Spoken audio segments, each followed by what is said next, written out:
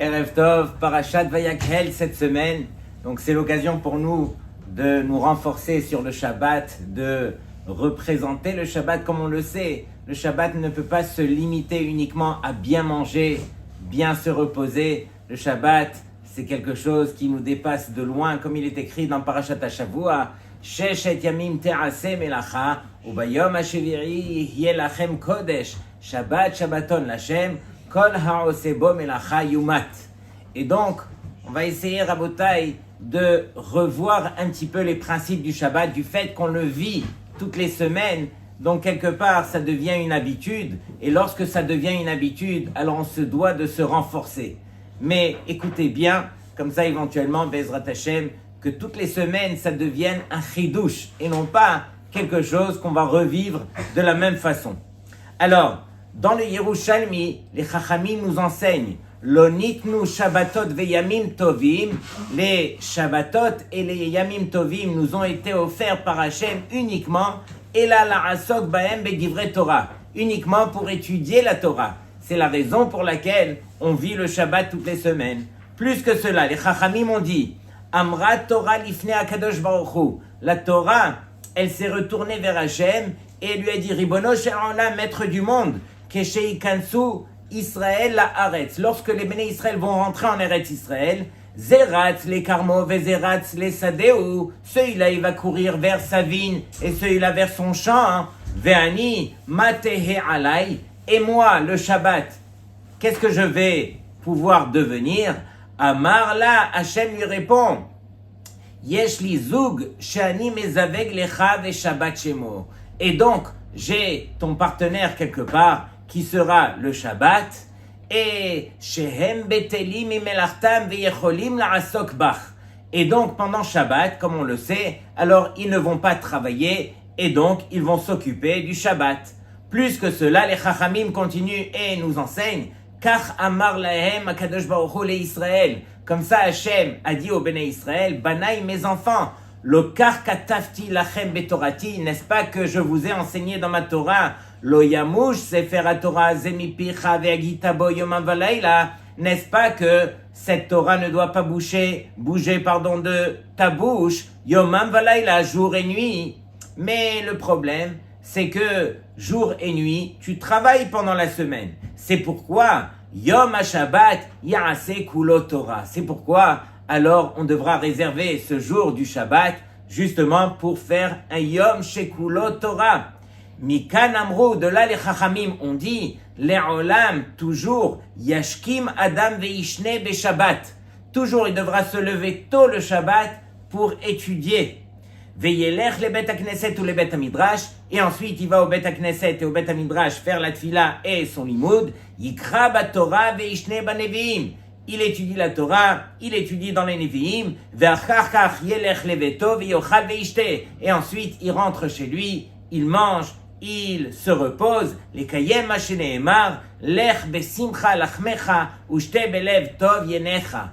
Et donc c'est le beau programme du Shabbat où Akadosh Baruch Hu, bien sûr, qui nous demande de profiter, voire kiffer, mais à condition qu'on puisse remplir son Shabbat comme il se doit.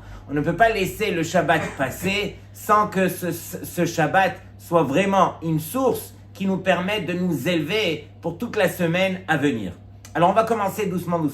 Et bien, Ezrat Hashem, j'espère qu'on trouvera un petit peu de chizouk. Alors, on sait que Moshe Rabbeinu, il a eu le sroud de pouvoir réunir tout le clan d'Israël, y compris les femmes et les enfants. Et à partir de là, alors on s'imagine que Moshe Rabbeinu va transmettre un message qui est spécial. Or, le message de Moshe est avant tout de parler du Shabbat. C'est comme ça qu'on le voit dans Vayakhel Moshe. Moshe réunit tout le clan d'Israël et leur parle avant tout du Shabbat. Ensuite, il va leur parler de la construction du Mishkan. Mais avant tout, il leur parle du Shabbat. Et sur cela, on pose la question, on dit, mais les béné Israël, lorsqu'ils étaient en Égypte déjà, ils faisaient quelque part une sorte de Shabbat. Pas le Shabbat comme on le connaît aujourd'hui ou au moment où ils ont reçu la Torah, mais il y avait une forme de Shabbat qui était respectée par les Béné Israël déjà en Mitzrayim. Lorsqu'ils sont arrivés à un endroit qui s'appelle Mara, alors déjà, Moshe Rabbeinu leur a parlé du Shabbat. Ensuite, lorsqu'ils étaient Bemahamad Har Sinai, parmi les dix commandements, alors il y avait celui du Shabbat. Donc les Béné Israël, ils ont déjà entendu parler du Shabbat. Pourquoi est-ce que Moshe, il va choisir ce moment qui est unique, où tous les Béné Israël seront réunis devant lui pour leur parler du Shabbat? Quel est le chidouche ici? Et donc, Rabotai, on se rappelle que Moshe Rabbeinu, il est monté 3 fois en tout, 40 jours et 40 nuits, Bamarom, et la 3e fois, lorsqu'il est descendu, alors, Akadosh Baruch Hu, il lui a dit, Salarti kidvarecha, je t'ai pardonné à toi, Moshe Rabbeinu. Et je t'ai pardonné de quoi? De cette faute terrible que les Béné Israël ont transgressée, qui était nul autre que le Chet HaEgel. Et donc, à toi, Moshe, je pardonne, mais sache que au Béné Israël, au travers de toutes les générations, comme ça nous dit Masechet Sanhedrin, que à chaque fois qu'il y aura une pour Anout, un malheur, un problème, une épreuve dans le clan d'Israël, alors elle viendra quelque part réparer, elle viendra payer une parcelle de la faute du Chet HaEgel, tellement que cette faute, elle était grave. Comme la Gemara qui nous dit, c'est comme la Kala qui a trompé son Hatan sous la Choupa. Comment est-ce que les Béné Israël, dans les 40 jours, ils ont pu aller à l'encontre de Akadosh Baruch Hu lui-même et transgresser le Chet HaEgel? Mais on se rappelle surtout, Rabotai, de Masechet Avodah Zara qui nous dit que si cette faute a existé, c'est justement parce que Akadosh Baruch Hu a voulu nous montrer que même la plus grave des fautes, Akadosh Baruch Hu est prêt à la pardonner si les Béné Israël, ils font tchouva. Donc nous, on garde cet esprit positif. Même le Ben Israël qui est parti au plus bas des plus bas, Akadosh Baruch Hu, il le ramène vers lui à condition qu'il fasse teshuva. Il y a toujours place à faire teshuva. Et donc, Rabotai, écoutez bien pourquoi est-ce que Moshe Rabbeinu, il a choisi de parler d'Afka du Shabbat en premier. Et donc, je vais vous donner 2 tiroutim. Le premier, celui de Rav Gabriel Toledano Zassal, qui a dit comme ça, qui a dit que lorsque les Béné Israël, ils ont transgressé le Chet HaEgel, quel était le shoresh, quelle était la racine du Chet HaEgel, de la faute du Hegel? Alors, les Béné Israël, ils ont dit comme ça, ils ont dit, mais Moshe Rabbeinu, il n'est pas avec nous, il a disparu, il n'est pas encore revenu. Et comment est-ce qu'on sait si Hachem, il est encore avec nous? Quand Moshe était là, c'était la preuve que Hachem était avec nous. Mais même maintenant que Moshe n'est plus là, alors comment est-ce qu'on sait que Hachem est avec nous? Sur cela, Moshe donne la réponse, c'est le Shabbat. Il faut réaliser que pendant Shabbat, combien Akadosh Baruch Hu nous montre qu'il est avec nous. Il nous accompagne à chaque instant. On n'a pas le droit de faire borer, de trier. On n'a pas le droit de faire bichoul, on n'a pas le droit de faire srita, etc. Il y a 39 mélachot qu'on apprend de la construction du Mishkan, justement, qui sont interdits, mais qui nous montrent combien Akadosh Baruch Hu, il nous suit au pas pendant tout notre Shabbat. On vit avec Hachem. Donc c'est quelque part la réponse de Moshe pour nous dire ne vous en faites pas, Akadosh Baruch Hu est toujours parmi vous. Deuxième réponse, celle du Rav Steinman Zatzal. Le Rav Steinman, il nous dit Mazéa Koach Shel Shabbat Kodesh, quelle est la force du Shabbat? Il nous dit que le Shabbat, c'est la possibilité de prendre quelque chose de matériel et de l'élever au niveau spirituel, de le rendre kadosh. On prend de la nourriture, on le rend ochel shel Shabbat. Ça va dépendre. Est-ce que tu vas le manger uniquement pour ton bien ou est-ce que tu vas l'élever pour dire à Hachem, je vais le manger l'irvot Shabbat? Dans tous les cas, tu vas manger. Alors si déjà, fais-le l'irvot Shabbat. On va prendre tous les plaisirs oneg, on va le rendre oneg chez le Shabbat. Tous les kavod, on va les transformer, on va les faire l'irvot Shabbat. Et donc, tout ça, ça nous permet à l'homme de s'élever et de se sanctifier. C'est la raison pour laquelle alors Moshe Rabbeinu a commencé justement par le Shabbat. Mais il y a une forte question ici, Rabotai. Rashi demande, pourquoi a-t-on commencé par le Shabbat et ensuite on va parler de la construction du Mishkan? Justement pour dire que la construction du Mishkan ne peut pas repousser le Shabbat. C'est-à-dire que lorsque arrivait le Shabbat, alors on s'arrêtait de construire le Mishkan. Et on pose la question, mais on dit, mais comment se fait-il une telle chose? On sait que lorsque, par exemple, il y a une Brit Mila le Shabbat, alors la Brit Mila repousse le Shabbat. Et pourquoi la Brit Mila elle repousse le Shabbat? Parce que c'est une action, c'est une mitzvah qui est faite uniquement pour Hachem. Et donc Hachem nous permet, pour son bien à lui, de repousser le Shabbat pour accomplir cette mitzvah. Et on sait que dans la mitzvah de Brit Mila, c'est marqué, il y a une Gzerat HaKatuv ou Bayom Hashmini. Mais dans tous les cas, ici chez nous, comment se fait-il que le fait de faire résider la Shrina, qui est le but même de construire le Mishkan, pourquoi est-ce que Melechet HaMishkan ne repousse pas le Shabbat? Arrête, sauf, on le fait pour Hachem. C'est tellement grand que de pouvoir faire résider la Shrina sur terre. Comment se fait-il que le Melechet HaMishkan ne repousse pas justement le Shabbat?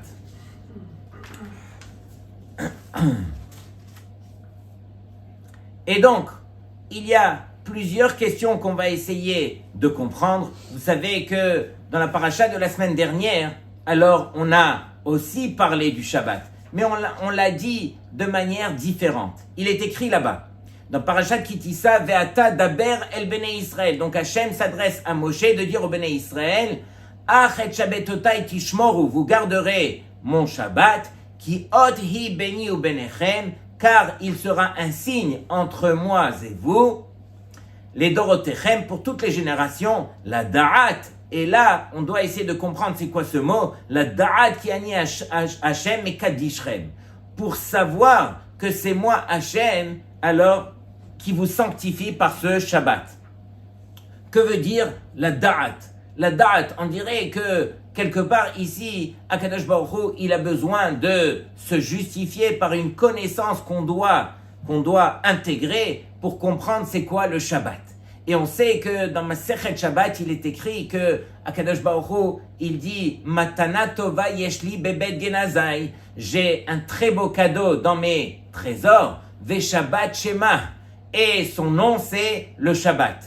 Et Akadosh Baruch Hu, il dit, et tout ce que je demande, c'est de le donner à mes enfants en cadeau. Mais à condition qu'ils réalisent un tel cadeau. Et donc, quelque part, c'est ce que la Torah, elle vient nous dire ici, la Da'at ki ani Hashem mekadishrem, très difficile pour l'homme de dévoiler et de comprendre un petit peu quel est ce cadeau qu'on reçoit toutes les semaines qui s'appelle Shabbat. Est-ce que quelqu'un réalise c'est quoi Neshama Yetera? Est-ce que quelqu'un comprend c'est quoi Kvod Shabbat, Oneg Shabbat? Est-ce que on le fait parce que c'est écrit dans la halakha? Mais est-ce qu'on le vit réellement? Alors, Rabotai, vous savez que il y a réellement 3 questions qu'on aimerait essayer de comprendre ici. La première, comme on a dit, comment se fait-il que ici on ait devancé l'ordre du Shabbat à la construction du Mishkan? La deuxième, pourquoi est-ce qu'il est écrit qu'on doit faire le Shabbat? La asot est un Shabbat. Que veut dire on doit faire le Shabbat? Et troisième, qu'est-ce qu'il y a à connaître, comme on a dit, que Akadosh Baruch Hu, il dit la da'at. Et sur cela, Akadosh Baruch Hu, il dit à Moshe Rabbeinu, lech vehodiem, va et avertis les Bnei Israël de ce grand cadeau que j'aimerais leur offrir.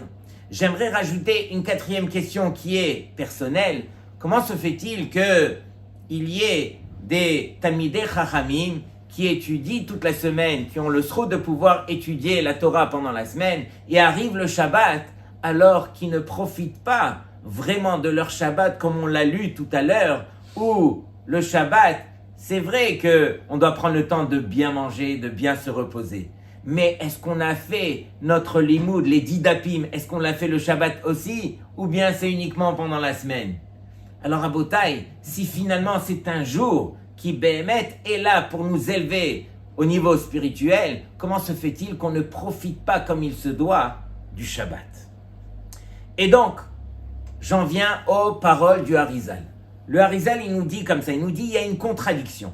C'est marqué d'un côté, Quel melech yoshev al kisei rachamim, Akadosh Baruch Hu, il se tient sur son trône de miséricorde. Mais d'un autre côté, c'est marqué Bereshit bara Elohim et hashamayim ve et haaretz. On voit que ici on parle de Elohim. Hachem, il a créé le monde avec son nom Elohim qui est Midatadin. Donc, est-ce que Hachem se tient sur Kisei Rachamim ou bien sur Kisei Din? Sur cela, le Harizal, il répond, il dit, toute la semaine, Akadosh Baruch Hu, il se tient sur Kisei Din. Et arrive le Shabbat, alors il est écrit ici, El Melech Yoshev al Kisei Rachamim. Le nom d'Hachem qui est employé ici, c'est El. El qui est Aleph Lamed. Aleph Lamed, ça équivaut à 31. Ce sont les 31 heures où Akadosh Baruch Hu, il se tient sur son trône de Rachamim, de miséricorde. Les 24 heures du Shabbat et les 7 dernières heures du vendredi, ces 7 heures-là, on les utilise pour préparer le Shabbat. Et donc, 7 plus 24 du Shabbat, ça fait 31. Pendant 31 heures, Akadosh Baruch Hu, il se tient al Kisei Rachamim. Et donc, c'est la raison pour laquelle, alors, quelque part, il a du Rachamim envers nous. Pendant cette journée-là, si toutefois, on a de la relâche dans notre limoud, on n'est pas à la hauteur de ce qu'on pourrait faire ou ce qu'on devrait faire, alors au moins, on sait que Akadosh Baruch Hu, à ce moment-là, pendant le Shabbat, il se tient al Kisei Rachamim. Mais pourquoi Behemet, on a besoin réellement de Rachamim? Alors vous connaissez la Gemara dans Masechet Baba Batra qui nous dit que réellement il y a 1/60. Ça veut dire quoi? Ça veut dire que il y a des côtés spirituels que Akadosh Baruch Hu nous a permis de goûter une parcelle de ce côté sur terre. Je donne les exemples. La Gemara elle nous dit que le feu qu'on connaît sur terre, c'est 1/60 du Gehenom. Si quelqu'un se tracasse à savoir, mais à quoi ça ressemble le Gehenom? Regarde le feu déjà, c'est 1/60 du Gehenom. Le rêve, quand il est vrai, c'est 1/60 de la prophétie. Tout le monde rêve de devenir un jour prophète. 1/60 de la prophétie, c'est le rêve. Le miel, c'est 1/60 de la manne. Comme il est écrit dans la Torah, Ketzapirit bidvash, lorsque on ne pense pas à quelque chose qu'on aimerait manger, alors la manne, par défaut, elle a le goût du miel. Et donc, 1/60 de la manne, c'est le miel. Le sommeil, c'est 1/60 de quoi? De la mort. Et donc, on va pas s'attarder sur cela, mais ce qui nous intéresse, le Shabbat, c'est 1/60 du Olam Haba. Et Rabotai, c'est ça ce qui est important pour nous. On a la possibilité de vivre le Olam Haba sur terre une fois par semaine le jour du Shabbat. Est-ce que Behemet, on comprend c'est quoi le Olam Haba? Nous, on est dans ce Olam Hazé, on construit le Olam Hazé. Notre tête, nos ambitions, elles sont où? Elles sont dans Olam Hazé. Mais Akadosh Baruch Hu, il nous dit, ne te perds pas dans ce Olam Hazé. Bien sûr que tu dois construire ce Olam Hazé, mais n'en fais pas un but. Ton but, c'est le Olam Haba. Et donc, Rabotai, lorsque on pose la question, c'est quoi le Olam Haba? Mechila de vous décevoir. Dans le Olam Haba, ni on mange, ni on boit, ni même il y a des commerces. Et pour ceux qui jouent au poker, il n'y a pas de poker non plus. Wello, c'est uniquement, regardez bien, c'est marqué Tzadikim Yoshvim. Les tzadikim sont assis, Ve'atrotem Berashehem, et ils ont leurs couronnes sur eux, les couronnes de Naaseh Venishma, Venehenim Mizi Vashechina. Et ils profitent de l'éclat de la présence de Dieu. Est-ce qu'on a une idée, c'est quoi? On ne comprend rien, nous. Bichlal, déjà qu'on s'assoit devant notre Gemara et qu'on essaye de comprendre un petit peu les mots. Mais sachez que voici ce qu'on va mériter si Behemet, alors on étudie notre petite Torah sur terre, on méritera de faire descendre la Shechina sur terre. Arrête, il est marqué Veikrouli teruma. Akadosh Baruch Hu, il dit, vous avez la possibilité de me prendre à moi, étudier la Torah et je vous appartiendrai. Chacun qui fait un effort dans son limud Torah, alors il fait descendre à son niveau la Shechina sur terre, Rabotai. Et donc, quelle différence y a-t-il, Rabotai, entre le Shabbat et les autres mitzvot. On va prendre par exemple le Limud Torah. Limud Torah, Keneged Kulam, la plus grande mitzvah. Alors il faut savoir que le Limud Torah, comme on a expliqué, alors elle fait descendre la Shekhinah en bas. La Torah, elle se trouve dans les cieux, et l'homme qui vient sur terre pour étudier, il permet à cette Shekhinah de descendre sur terre. C'est une des raisons pour lesquelles un des noms de Moshe Rabbeinu, c'était Yered. Yered veut dire qu'il faisait descendre la Shekhinah lorsqu'il a transmis la Torah au Béné Yisraël. La Tefila maintenant. La Tefila, c'est exactement le contraire. Rabotai, tout ce qu'on a besoin se trouve en haut. Et on vient vers Hachem et on dit à Hachem, s'il te plaît Hachem, je n'ai rien sans toi. Tout t'appartient. Je veux faire descendre sur terre les choses que j'ai besoin. Donc quelque part, je dépends de toi Hachem. Donc ça, c'est la Tefila. Et maintenant, le Shabbat, c'est quoi? Nous dit Rav Pinkus, le Shabbat, c'est une troisième chose. C'est ni dans les cieux, ni sur terre. C'est le Shabbat qui va faire le kesher, le lien entre les deux. Et donc, on a besoin de ce Shabbat Rabotai pour pouvoir vivre les choses qu'on applique pendant la semaine. Arrête, comme on a dit, le Limud Torah, c'est faire descendre la Shrina sur terre. La Tefila, c'est monter vers Hachem. Et celui qui fait le trait d'union entre les deux, alors c'est le Shabbat. Mais le problème qu'on a, c'est comment est-ce qu'on va vivre ce Shabbat pour lui permettre de faire ce kesher, justement, entre les mondes d'en haut et les mondes d'en bas. C'est pourquoi Kadosh Baruch Hu, il nous a accordé deux choses. Le Kvod Shabbat et le Oneg Shabbat, qui sont là justement pour nous permettre de réaliser que lorsque Shabbat arrive, on se souhaite justement Shabbat Shalom, parce que c'est le Shabbat qui justement nous permettra de faire le Shalom justement entre les mondes d'en haut et les mondes d'en bas. Mais concrètement, il ne faut pas uniquement rester dans les mondes d'en bas, c'est-à-dire on sera uniquement avec nos chalot, nos salades, l'abkeila, le chamin, etc. Il faut absolument élever toutes ces choses-là pour que justement, alors on puisse retrouver Hachem dans toute sa splendeur. Et Akadosh Baruch Hu, lui, qu'est-ce qu'il nous dit? Il nous dit, j'essaye de t'expliquer la da'at qui ani Hachem. J'essaye de te faire comprendre que je suis Hachem et c'est la raison pour laquelle je t'ai accordé ce Shabbat. Il nous a donné deux grandeurs dans le Shabbat, une qui s'appelle Zachor et une qui s'appelle Shamor. Ça sera la clé de notre Shabbat.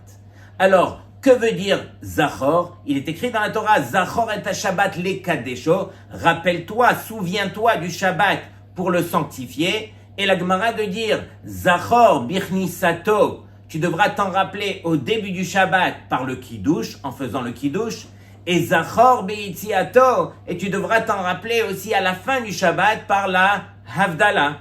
Et donc, pendant toute la semaine, Rabotai, c'est ça notre travail. On se devra de préparer le Shabbat. Ari Rashi nous dit dans le Chumash que Zachor, qui est enseigné ici, ce n'est pas un ordre. Zachor, Tizkor, rappelle-toi. C'est un participe présent. C'est-à-dire, en se rappelant du Shabbat au travers de toute la semaine, alors je vais accompagner ma semaine par le Shabbat et j'arriverai le jour du Shabbat. Alors j'aurai donné quelque part un sens à ce Shabbat. Shamor, c'est quoi? C'est protège le Shabbat, garde le Shabbat, comme un chômeur.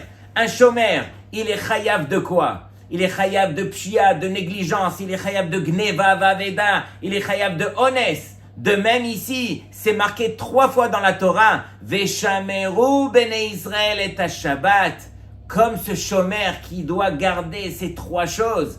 Et donc ici, on nous apprend quelque part que si on veut vivre le Shabbat, on se doit de respecter ces 2 choses, Zachor, Veshamor.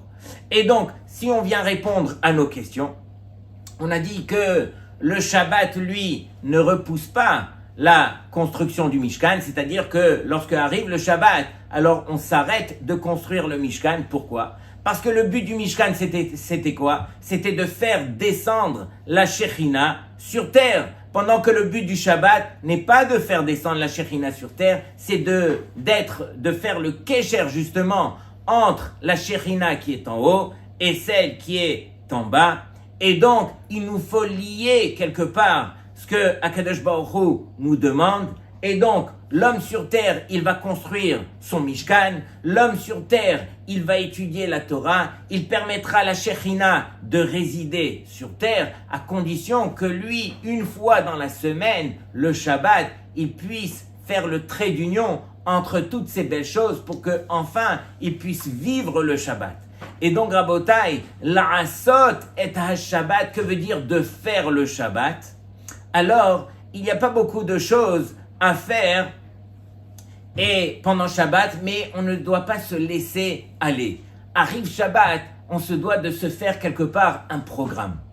On prend un tableau d'affichage à la maison et on se fait un petit programme. Je planifie ça comme d'ivrer Torah à table.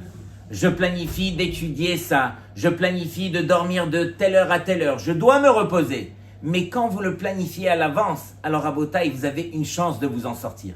Si vous vous laissez emporter par la fatigue de la semaine et vous profitez du Shabbat justement pour récupérer de la semaine, alors le Shabbat va passer moitié à table, moitié au lit. Pendant que tout le but du Shabbat, comme on a expliqué, c'est justement de faire le trait d'union. Et donc, c'est la raison pour laquelle, si on vit notre Shabbat au travers de la semaine, arrive le Shabbat, alors on est béton armé, on s'est construit un programme, on sait qu'est-ce qu'on va vivre de notre Shabbat lorsqu'il va arriver. Et c'est la raison pour laquelle, grâce à la Shmira et à la Zechira du Shabbat, alors on dit que Akadosh Baruch Hu, il a sanctifié ce jour, Vaikadesh Oto, et c'est marqué Vaivarech Oto, et il a béni. Est-ce qu'on a une idée? Arrête, le Shabbat c'est quoi? C'est la source des bénédictions. Le Chafetz Chaim, il nous dit à quoi ressemble le Shabbat. Il donne un petit machal pour les enfants, mais je pense qu'on est tous des enfants à ce niveau. Il dit une fois, une maman, elle envoie à son fils, son jeune fils, elle lui dit, s'il te plaît, va m'acheter des tomates au marché.